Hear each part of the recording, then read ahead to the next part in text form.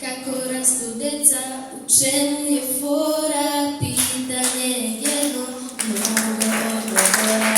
Kako rastu deca, pitali smo mnoge, a dobuća reče da im treba samo noge, samo noge. Jedna baba kaže da je ova radnja nužna, priđeš bebi, kažeš pupu, ona si ružna. Kad porastu mala deca, potrebna je hrana, nama više ljubav svakog dana. Zato decu mazite i ljubite što više, da vam rastu kao trava posle kiše. Nana, oh, nana,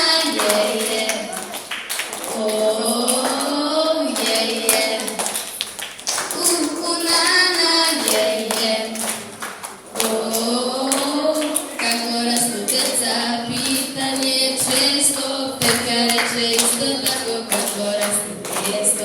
Tako su i mami porasla do sina, doktor reče mora da je to vitamina.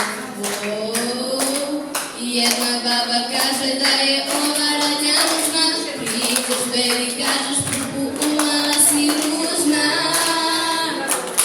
Kako rastu mala deca, potrebna je hrana, a najviše ljubav svako